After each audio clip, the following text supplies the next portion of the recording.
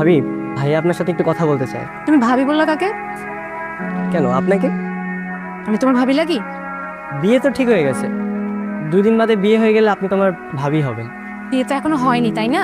বিয়ে হলে তারপর থেকে ভাবি ডাকবা। এর আগে যদি ভাবি ডাকো তাহলে তোমার খবর আছে। আচ্ছা তাহলে কি বলে রাখবো? নাম ধরে রাখবা, প্রেমা। আচ্ছা ঠিক আছে, তাহলে কি ভাইয়াকে এখানে আসতে বলবো? আসতে বলো। আর শোনো, তুমি কিন্তু অনেক কিউট।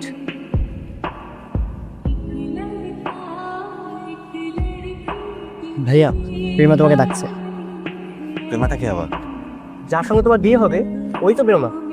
এই নাইম, তুই তো দেখছি ভারী বেয়াদব হয়ে গেছিস। বড় ভাই হবু স্ত্রীকে কেউ নাম ধরে ডাকে?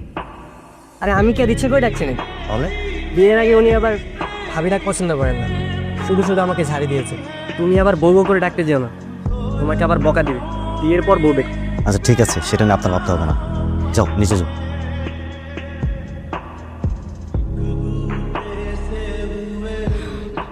আচ্ছা তোরা কথা বল, আমি আসছি।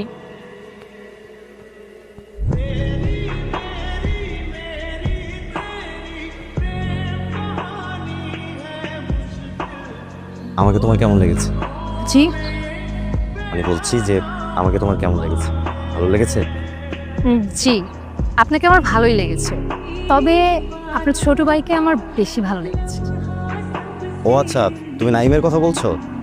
ও ভীষণ মিশুক একটা ছেলে, যার সাথে ফার্স্ট দেখা হয় তার সাথে একটু ভালো আন্ডারস্ট্যান্ডিং হয়ে যায়। এই জন্যই তো আমি সুজয়কে মন দিয়ে ফেলেছি। কিছু বলছো? না না, কিছু না। আচ্ছা, তোমার কাছেও যেহেতু আমাকে ভালো লেগেছে, তাহলে নিচে যেয়ে আমাদের বিয়ের কথাটা ফাইনাল করতে বলি। হ্যাঁ তা তো পারি, কিন্তু এত তাড়া কিসের? একটু সময় নিই, ভেবেচিন্তেই আগাই। ছোটবেলা থেকে মুরব্বীদের কাছ থেকে শুনেছি যে শুভ কাজে নাকি কখনো দেরি করতে নেই, অমঙ্গল ঘটে। মুরব্বীরা তো আরেকটা কথাও বলে, কি কথা? সবুরে মেওয়া ফলে।